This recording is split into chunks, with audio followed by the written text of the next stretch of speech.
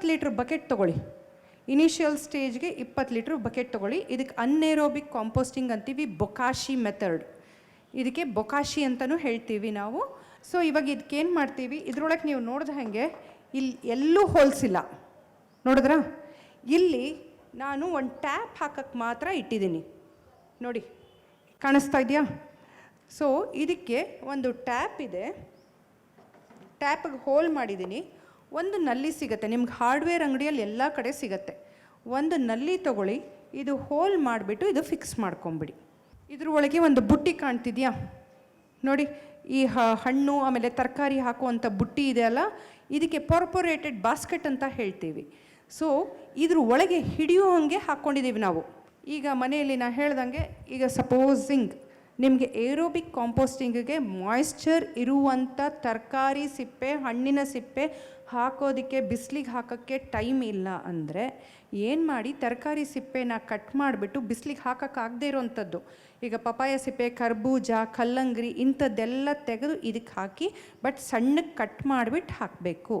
ಇದು ಹಾಕಬೇಕಾದ್ರೆ ಏನು ಮಾಡಿ, ಒಂದು ತುಂಡಾಗಷ್ಟು ಬೆಲ್ಲ, ಮನೆಯಲ್ಲಿ ಕಿಚನಲ್ಲಿ ಬೆಲ್ಲ ಇರುತ್ತಲ್ಲ, ಎಲ್ಲರೂ ಉಪಯೋಗಿಸ್ತೀವಿ, ಒಂದು ತುಂಡು ಬೆಲ್ಲ ಹಾಕಿ, ಆಮೇಲೆ ಈ ತರಕಾರಿ ಸಿಪ್ಪೆಗಳೆಲ್ಲ ಹಾಕಿ, ಇದು ಹಾಕಿಬಿಟ್ಟು ನೀವೇನು ಮಾಡಿ, ಒಂಚೂರು ಮಜ್ಜಿಗೆ ಹಾಕ್ಬೋದು. ಆಮೇಲೆ ನಿಮ್ಮ ಗಾರ್ಡನಲ್ಲಿ ಇರುವಂಥ ಒಣ ಎಲೆ, ಹಸಿ ಎಲೆ ಇದು ಯಾವುದೂ ಇದಕ್ಕೆ ಹಾಕಬೇಡಿ. ಇದನ್ನು ನಿಮ್ಮ ಕಿಚನ್ ಕೆಳಗೆ ಇಟ್ಕೊಳ್ಳಿ, ವಾಷಿಂಗ್ ಇದರ ಹತ್ರ ಇಟ್ಕೊಳ್ಳಿ, ನೀವು ಬೇಸನ್ ಅಡಿ ಇಟ್ಕೊಳ್ಳಿ. ಇದಕ್ಕೆ ಏನು ಹಾಕ್ತೀರಾ, ಮನೆಯಲ್ಲಿ ನೀವು ಏರೋಬಿಕ್ ಕಾಂಪೋಸ್ಟಿಂಗಿಗೆ ಉಳಿದಿರುವಂಥ ಈ ಟೀ ಪುಡಿ, ಆಮೇಲೆ ಕಾಫಿ ಪುಡಿ ಇವೆಲ್ಲನೂ ಹಾಕ್ಬೋದು, ಇದಕ್ಕೂ ಹಾಕ್ಬೋದು. ಬಟ್ ಗಾರ್ಡನಲ್ಲಿ ಗುಡಿಸಿರುವಂಥದ್ದೆಲ್ಲ ಎಲೆಗಳು ತೊಗೊಂಬಂದು ನಾನು ಇಲ್ಲಿ ಹಾಕ್ತೀನಿ ಅಂತಂದರೆ 2 ದಿವಸಕ್ಕೆ ತುಂಬೋಗ್ಬಿಡುತ್ತೆ ಅದು.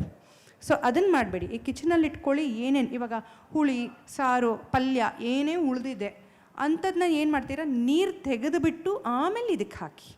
ಇದಕ್ಕೆ ಹಾಕಿಬಿಟ್ಟು ಆಮೇಲೆ ಒಂಚೂರು ಮಜ್ಜಿಗೆ ಹಾಕಿ.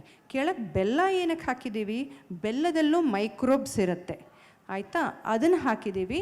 ಇನ್ನೊಂದು ಬೊಕಾಶಿ ಬ್ರ್ಯಾನ್ ಅಂತ ಸಿಗುತ್ತೆ ನಿಮಗೆ, ಅಮೆಝಾನಲ್ಲಿ ಸಿಗುತ್ತೆ ಅದು. ಅದನ್ನು ಒಂದು ಲೇಯರ್ ಥರ ಹಾಕ್ಕೋಬೋದು, ಇಲ್ಲ ಅಂದರೆ ತೊಂದರೆ ಇಲ್ಲ, ಬರೀ ಒಂಚೂರು ಮಜ್ಜಿಗೆ ಹಾಕಿ.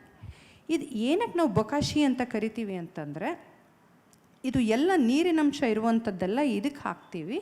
ಆಮೇಲೆ ನೀವು ಏನು ಮಾಡಬೇಕು, ಇದಕ್ಕೆ ನಾವು ಏನಂತೀವಿ, ನಾವು ಉಪ್ಪಿನಕಾಯಿ ಎಲ್ಲ ಹಾಕ್ತಿರಲ್ವ, ಲಿಂಬೆಕಾಯಿ ಉಪ್ಪಿನಕಾಯಿ, ಇದು ಪಿಕ್ಕಲ್ಡ್ ಫಾರ್ಮ್ ಅಂತ ಕರಿತೀವಿ ನಾವು. ಇದಕ್ಕೆ ಏನಾಗುತ್ತೆ, ನೀವು ಹಾಕ್ತಾ ಇದ್ದಂಗೂ ಈ ದೋಸೆ ಹೊಯ್ದರೆ, ದೋಸೆ ಮುಚ್ಚಳ ಇದೆಯಲ್ಲ, ಇದು ನಾಟ್ ಹೊಟ್ಟೋಗಿದೆ ಇದು, ಅದನ್ನ ಹಾಕಿ ಚೆನ್ನಾಗಿ ಪ್ರೆಸ್ ಮಾಡ್ತಾ ಹೋಗಿ. ಪ್ರೆಸ್ ಮಾಡ್ತಾ ಹೋದಾಗ ಏನಾಗುತ್ತೆ, ಇಲ್ಲಿ ನಲ್ಲಿ ಇದೆ, ಹೌದಾ? ಇಲ್ಲಿ ನಲ್ಲಿ ಇದೆ. ಈ ನಲ್ಲಿಯಲ್ಲಿ ನಿಮ್ಗೆ ಹಬ್ಬಬ್ಬ ಅಂದರೆ 1 ತಿಂಗಳಲ್ಲಿ 1 ಲೋಟದಿಂದ 2 ಲೋಟ ನೀರು ಸಿಗಬಹುದು ಅಷ್ಟೇ. ಅದಕ್ಕೆ ನಾವು ಏನು ಕರಿತೀವಿ, ಬೊಕಾಶಿ ಲಿಚೆಟ್ ಅಂತ ಕರಿತೀವಿ.